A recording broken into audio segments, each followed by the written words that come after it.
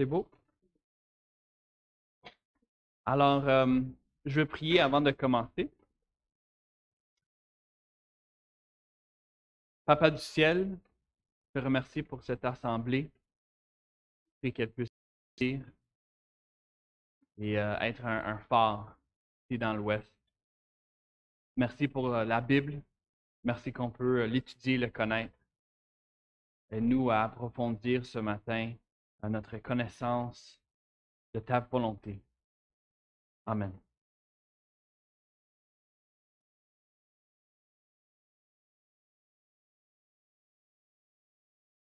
L'armée engage quelqu'un pour un poste. Et quand ils font cela, euh, nous savons que les gens envoient des curriculum vitae. L'employeur communique ce que l'armée fait et quelqu'un qui cherche l'emploi va leur communiquer ce qu'eux ils peuvent faire, leur expérience, leur savoir-faire, euh, leur histoire de travail. Et l'armée veut nous connaître, notre expérience.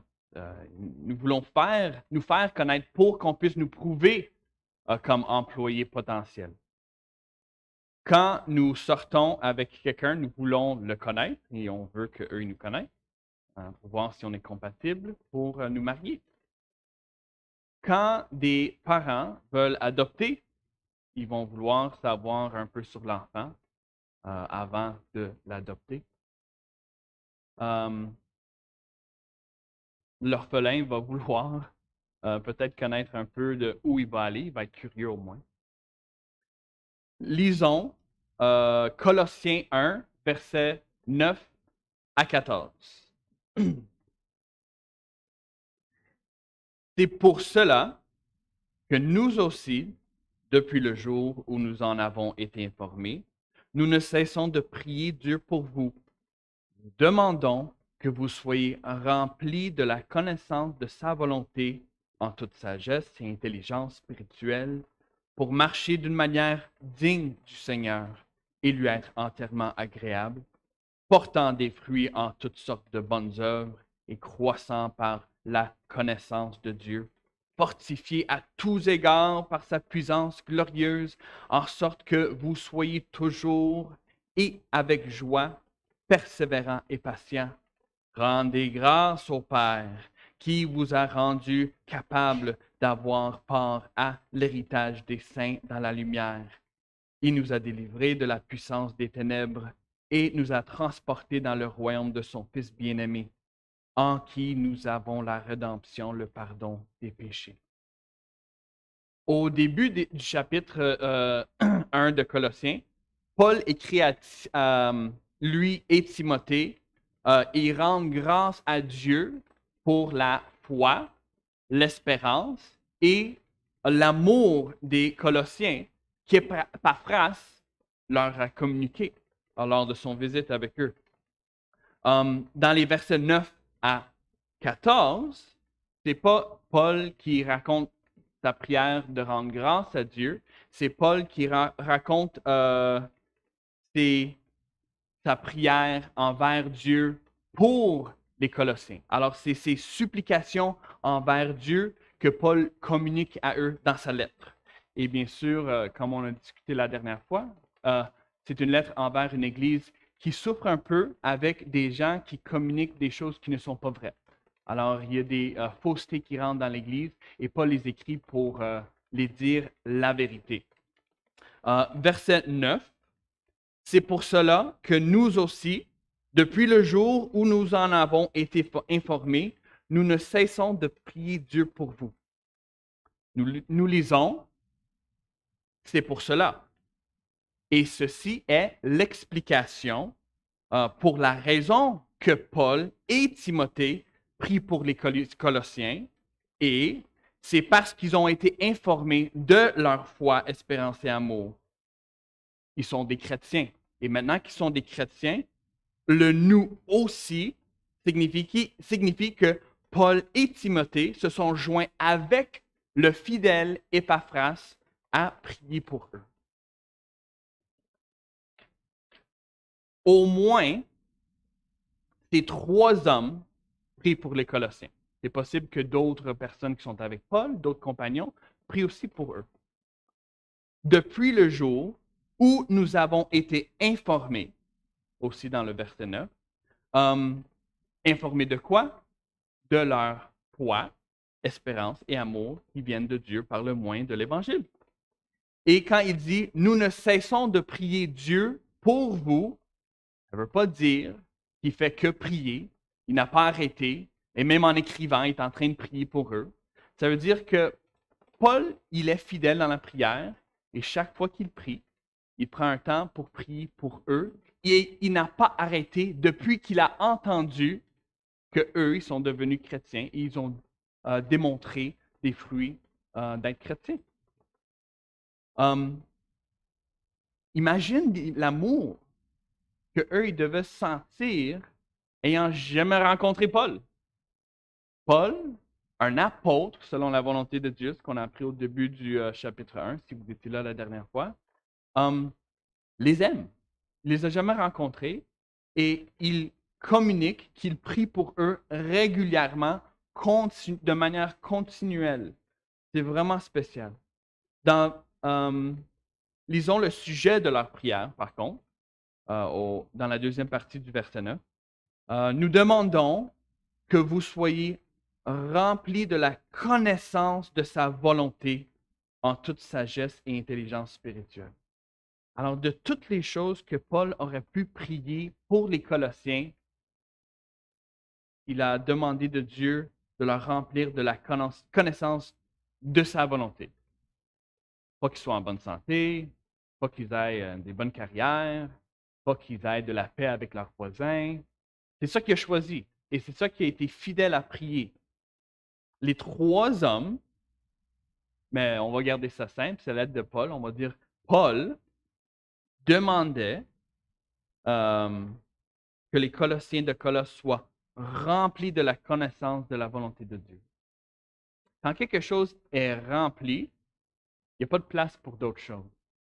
Alors, s'ils sont remplis avec la connaissance de la volonté de Dieu, il reste à penser qu'il n'y aurait pas de place pour leur propre volonté. Et c'est important qu'on soit rempli de la connaissance de la volonté de Dieu. Dieu nous fait connaître sa volonté par ses lois qu'on trouve dans la Bible, les 10 commandements, les commandements de Jésus, le nouveau commandement de vous aimer les uns les autres comme je vous ai aimé. Sa volonté se voit aussi dans les lois naturelles. L'eau mouille, le feu brûle et la gravité nous garde sur la terre. Mais le monde est devenu un désastre depuis que Adam et Ève ont désobéi la volonté de Dieu qui est les lois morales. Et c'est depuis ce temps-là, vous savez, qu'on souffre du péché. Paul communique la volonté de Dieu pour eux dans sa lettre. Plus tard, il va leur donner des suggestions, il va leur dire quoi faire, il va donner des recommandations, il va dire vous ne devez pas faire ça, vous devez faire ça. Alors, on peut dire qu'il accomplit déjà la prière en communiquant la volonté de Dieu. Ils vont être remplis de la volonté de Dieu, ou au moins de la connaissance de la volonté de Dieu, simplement en lisant sa lettre, qui est pour nous la parole de Dieu. Paul ne demande pas simplement qu'ils connaissent la volonté de Dieu. Il demande qu'ils la connaissent en toute sagesse et intelligence. Quelqu'un peut connaître la volonté de Dieu et désobéir. Nous avons tous une conscience donnée par Dieu et nous avons tous ignoré, malheureusement, notre conscience pour suivre notre propre volonté pécheresse. En fait, Romains 8, verset 7 dit « Car l'affection de la chair est inimitié contre Dieu, parce qu'elle ne soumet pas à la loi de Dieu et qu'elle ne le peut même pas. » impossible. Nous avons besoin de l'Esprit Saint pour changer l'affection de notre chair. Et c'est pour cela que la connaissance de la volonté doit être en sagesse et intelligence spirituelle. La sagesse nous permet d'être remplis avec la connaissance de la volonté nous aide à suivre la volonté de Dieu en sachant que c'est le choix sage de prendre. Alors, je vais le répéter. La sagesse nous dit que la volonté de Dieu, c'est la meilleure chose pour notre vie et c'est comme ça qu'on va le suivre. Quelqu'un qui n'est pas un chrétien, on peut leur dire tous les commandements puis ils vont dire « m'en fous, tant pis ». Mais nous, avec la sagesse, on peut faire la décision de faire la volonté de Dieu par l'aide de l'Esprit Saint parce que c'est la meilleure chose pour nous. Et nous, on sait que Dieu nous aime. Il n'y a rien dans sa volonté qui est contre nous. L'intelligence spirituelle va nous permettre de faire les choix qui nous remplissent, mais être rempli de la connaissance de la volonté est une sorte d'intelligence en elle-même. Alors, le fait qu'on le connaît et on est rempli de cette connaissance est une sorte d'intelligence, mais c'est l'intelligence spirituelle pour le chrétien, c'est une intelligence pratique. Alors, ça se manifeste dans notre vie, cette intelligence de la connaissance de la volonté de Dieu. Ça n'arrête pas juste à la connaissance, ça va au cœur et ça sort dans tout aspect de notre vie. Et ce qui est intéressant, c'est que Paul ne prie pas que les Colossiens veulent ou désirent ou priorisent l'accomplissement de la volonté de Dieu. Ça aurait été la meilleure chose. Je prie qu'ils fassent la volonté de Dieu. Et bing bang, les gens ils font la volonté de Dieu puis ils terminent sa lettre. Il prie qu'il soit rempli de la connaissance de sa volonté en toute sagesse et intelligence spirituelle. Ce qui nous remplit, le Saint-Esprit utilise pour la gloire de Dieu. Alors, c'est lui qui reçoit le crédit, parce que c'est lui continuellement qui, vous allez voir, qui nous fortifie, qui fait œuvrer la parole en nous. Parlons comme si Paul nous adresse, OK? Car nous sommes des chrétiens, comme les chrétiens à Colosse. Paul dit en 2 Timothée 3, verset 16, « Toute écriture est inspirée de Dieu et utile pour enseigner, pour convaincre, pour corriger, pour instruire dans la justice. » La justice de Dieu, la volonté de Dieu. L'Esprit Saint utilise la parole de Dieu pour nous enseigner, convaincre, corriger, instruire dans sa justice. Maintenant, Paul prie cette prière. Ça, c'est sa prière. Mais pourquoi? Que sert-il si on soit rempli de la volonté, rempli de la connaissance de sa volonté en toute sagesse et intelligence spirituelle? C'est-tu vraiment juste ça qu'il veut? Verset 10 nous donne la réponse à cette question.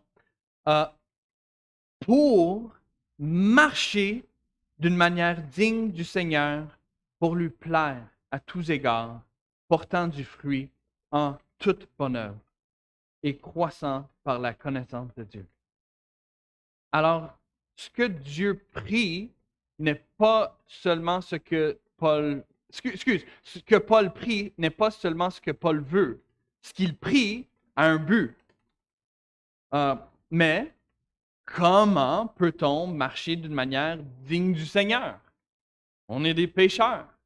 On sait, on a eu ça de Adam et Ève. On est comme eux, on est séparés de Dieu. C'est impossible de savoir ce que Dieu même pense, ce qui est digne et ce que lui plaît. Impossible si nous soyons premièrement, sans que nous soyons premièrement remplis de la connaissance de sa volonté en toute sagesse et intelligence spirituelle, ce qui arrive ou ce qui peut arriver à des chrétiens. Le résultat que Paul cherche par sa prière est que nous marchons d'une manière digne du Seigneur. Ça, c'est le but de sa prière. Ça veut dire que notre vie doit toujours glorifier Dieu. Paul veut qu'on plaît à Dieu à tous égards. La deuxième partie de cette vœu, ce désir, cette raison de prier, qu'on soit rempli de la connaissance de sa volonté. Le chrétien veut entendre Dieu lui dire à la fin de sa vie, c'est bien, bon et fidèle serviteur, comme dans Matthieu 25-26. Ça devient notre désir de plaire à Dieu. Notre marche, votre vie quotidienne devrait coïncider de plus en plus avec la volonté de Dieu. C'est comme ça que nous allons lui plaire à tous égards. Lorsque nous sommes remplis avec la connaissance de sa volonté en sagesse et intelligence spirituelle, la volonté de Dieu se manifeste dans nos décisions de tous les jours. La sagesse et l'intelligence spirituelle nous soumet à la connaissance de sa volonté. Dans la deuxième portion de notre texte de Paul, nous allons avoir trois marqueurs ou trois évidences d'une marche qui est digne du Seigneur, qui lui plaît à tous égards. Alors, notez si vous voyez ces exemples ou ces évidences dans vos vies. Ces quatre participes sont portant du fruit, croissant, étant fortifié et rendant gras. Dans la deuxième moitié du verset 10, nous lisons la première évidence, portant du fruit en toute bonne œuvre. 10 personnes peuvent faire la même bonne œuvre, avec seulement une personne qui porte du fruit. Okay? Galates 5, verset 22 nous dit, mais le fruit de l'esprit, c'est l'amour, la joie, la paix, la patience, la bonté, la bienveillance, la foi, la douceur, la maîtrise de soi. 2 enfants lavent la vaisselle. Un par amour, l'autre pour éviter une conséquence. Le premier l'a fait avec joie, le deuxième en murmurant. 2 couples achètent une maison pour leur famille. La première le fait avec paix. Le deuxième est tellement stressé qu'ils argumentent pour chaque détail. La première attend patiemment la bonne maison. La deuxième est frustrée et se plaigne qu'il ne trouve pas la maison dans le délai attendu. 2 jeunes, Casey, dans un épicier, servent une vieille personne. Le premier l'aide à emballer sa nourriture et le deuxième, dans son cœur, dit qu'il n'est pas payé pour faire ça et il ne fait rien. Il ignore le besoin de la dame. 2 infirmières traitent un patient. Un l'aide doucement à se lever. L'autre lui pousse du dos pour lui dépêcher pour aller prendre sa pause. 2 célibataires attendent pour un mariage possible.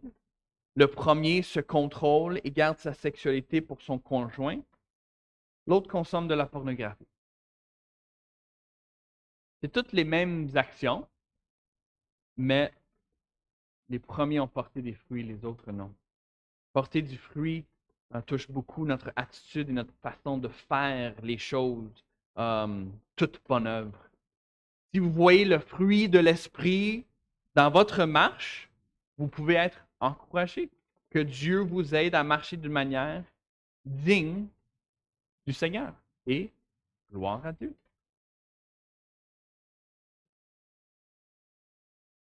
La deuxième évidence d'une marche qui est digne du Seigneur, et à la fin du verset 10, est croissant par la connaissance de Dieu. Alors là, on était rempli de la connaissance de sa volonté. Là, Paul dit qu'il y a une croissance dans la connaissance même de Dieu.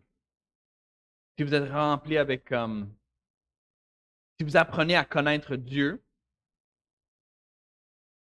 quelqu'un qui cherche que leur marche soit digne du Seigneur va continuer à chercher à connaître Dieu. Le premier des 10 commandements est « Tu n'auras pas d'autre Dieu devant ma face ». Nous ne pouvons pas obéir ce commandement sans que nous connaissons par qui Dieu est. Une partie de lui connaître, c'est de savoir ce qu'il a fait, son curriculum vitae, ou ce qu'il attend, sa volonté. Il a créé les cieux et la terre. Ça, c'est quelque chose qu'il a fait. C'est notre Créateur. Il a sorti les Israélites de l'Égypte avec de grandes miracles. Ça, c'est quelque chose d'autre qu'il a fait. Il est venu parmi nous en la personne de Jésus. Il est mort pour nous, pécheurs, et il est ressuscité 3 jours plus tard. Ça, c'est quelque chose qu'il a fait. Cette croissance en connaissance de Dieu n'arrive pas sans un amour pour la parole de Dieu. Et ceci est le fruit qui est manifesté par un vrai chrétien. Jésus dit dans Jean 17, verset 3, « Or, la vie éternelle, c'est qu'ils te connaissent, toi, le seul vrai Dieu, et celui que tu as envoyé, Jésus-Christ. » Connaissez-vous Jésus? Croissons par la connaissance de Dieu. Ne négligeons pas la pratique personnelle d'étudier, méditer et mémoriser la Bible.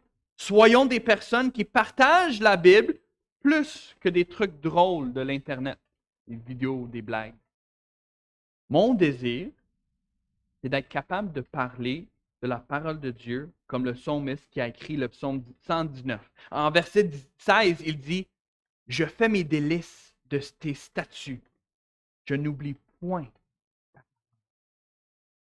Je ne suis pas capable. Je ne peux pas parler comme le psalmiste. J'ai toujours lu les psaumes en disant donc, ils ont vraiment un bon amour pour Dieu, sa parole.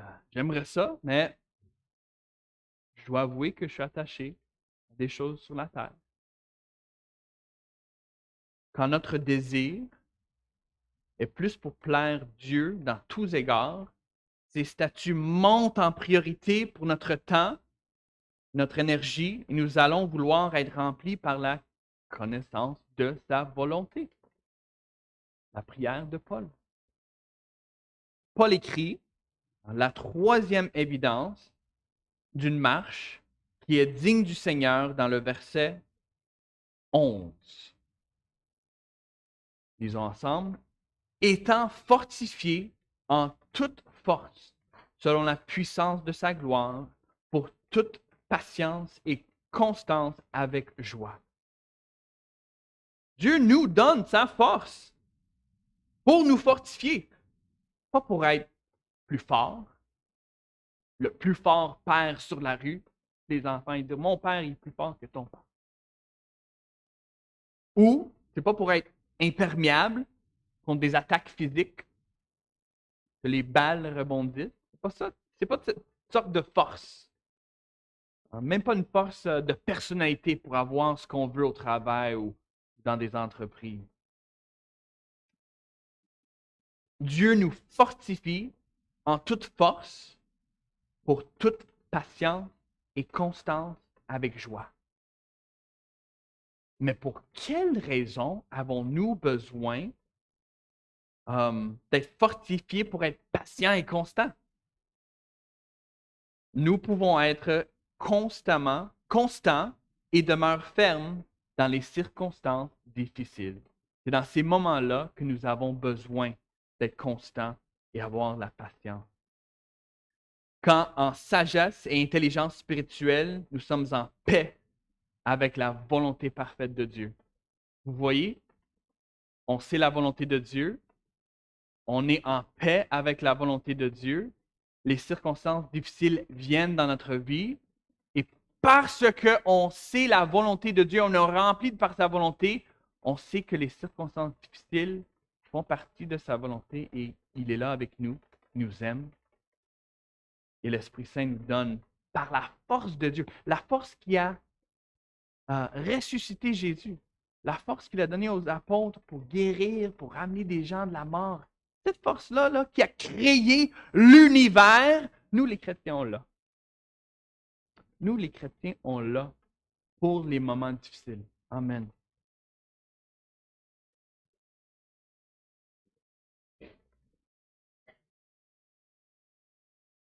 Nous pouvons avoir la patience envers les gens difficiles seulement avec la force de Dieu. Jacques 1, verset 2 à 4 dit, « Mes frères, regardez comme un sujet de joie complète les diverses épreuves auxquelles vous pouvez être exposés, sachant que l'épreuve de votre foi produit la patience, mais il faut que la patience accomplisse parfaitement son œuvre, afin que vous soyez parfaits et accomplis, sans faillir en rien. » Chaque fois que je vois le mot parfait, ça me... Ah, parfait, oui, oui, oui, parfait, parfait. Mais Dieu peut le faire. Il nous donne la force. Les épreuves sont un sujet, par contre, de joie complète pour le chrétien, car l'épreuve de notre foi produit la patience. Paul dit au verset 11 que notre patience et constance doit être avec joie. Alors, dans ces épreuves, quand quelqu'un nous bug ou quand on a des problèmes, ou un arbre est tombé sur notre maison, puis il y a des gros coûts à payer, dans ces difficultés, c'est possible d'avoir de la joie. Ou plutôt, ces choses-là, Dieu peut nous donner la force pour que ces choses-là n'enlèvent pas notre joie.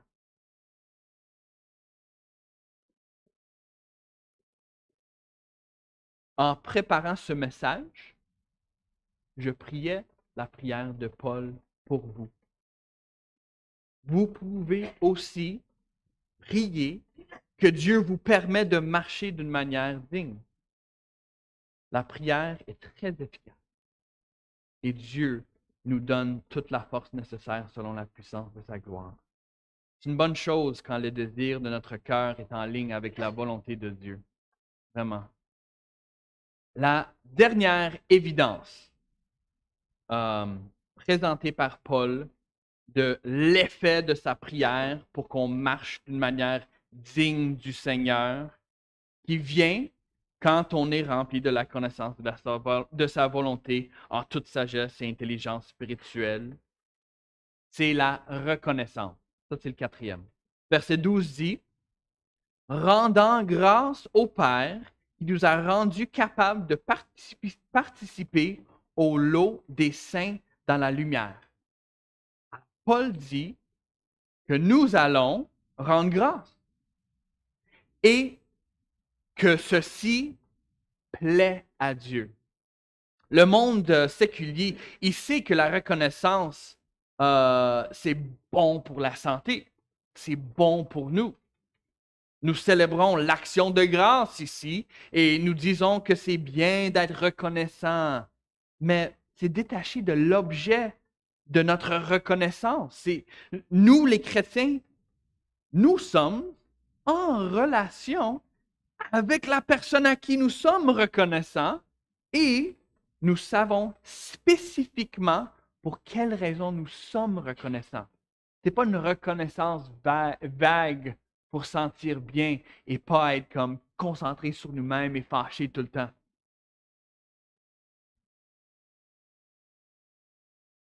Et ce n'est pas une reconnaissance qu'on peut avoir comme une pensée qu'un professeur de yoga nous instruit de dire OK, maintenant soyez reconnaissant dans cette pause. Non, non, non. Nous rendons reconnaissance euh, au Père qui nous a rendus capables de participer au lot des saints dans la lumière. La deuxième partie de cette verset.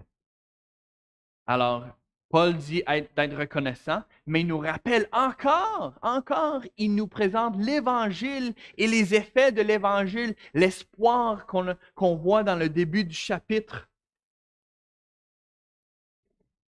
Dieu, le Père, nous a rendus capables de participer au lot des saints dans la lumière.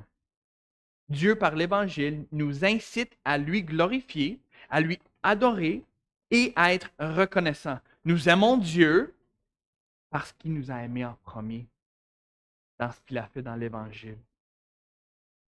Et nous qualifiant par la mort de Jésus-Christ pour partager dans l'héritage des saints la lumière. Nous appartenons à ce groupe de personnes qui sont dans la lumière pour l'éternité. Même maintenant, pendant qu'on est ici encore sur la terre, c'est vrai, et nous pouvons le vivre.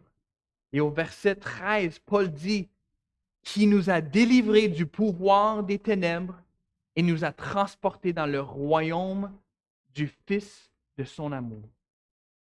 Dieu nous a déjà délivrés du pouvoir de Satan des ténèbres. Nous ne sommes pas sous son joug ni son autorité. En vérité, nous les chrétiens sommes transportés dans le royaume du Fils Jésus-Christ de son amour. Jésus-Christ, le Fils de Dieu, est notre roi et nous sommes déjà dans son royaume en même temps que nous sommes ici sur terre. Nous sommes redevables au magistrat terrestre, mais notre roi est Jésus, est Jésus.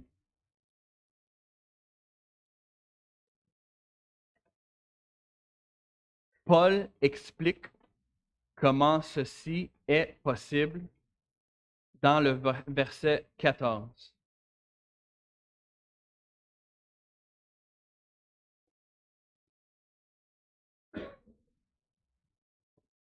Et la plupart des... En effet, dans toute... Excuse-moi, j'ai tourné à la mauvaise page dans ma Bible.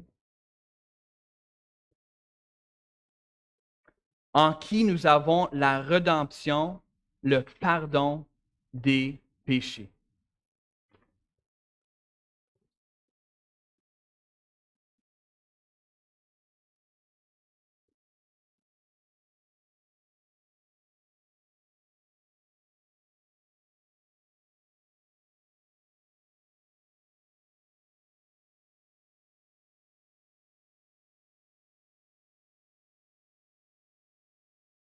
Dieu est le maître, le créateur de l'univers, mais notre péché lui a forcé de se séparer de nous. Dieu est le 3 fois saint et ne peut pas être dans notre présence. Mais le Fils de son amour, en lui nous avons la rédemption, la rémission des péchés. C'est seulement par le sang de Jésus que nous pouvons être rétablis dans notre relation originale avec Dieu. Sans le sacrifice parfait de notre roi, ce n'est pas possible que le Père nous rend capables de participer au lot des saints dans la lumière. L'attente de Dieu, qu'on soit reconnaissant envers lui, n'est pas un fardeau pour le chrétien. Le même évangile qui donne les Colossiens leur foi, l'espérance et leur amour, produit logiquement une reconnaissance envers Dieu. Et cette reconnaissance lui est agréable. Paul montre qu'il pratique la reconnaissance au début de sa lettre, en rendant grâce à Dieu pour la foi, l'espérance et l'amour manifestés par les Colossiens. J'aimerais lire une dernière fois versets 9 à 14 ensemble.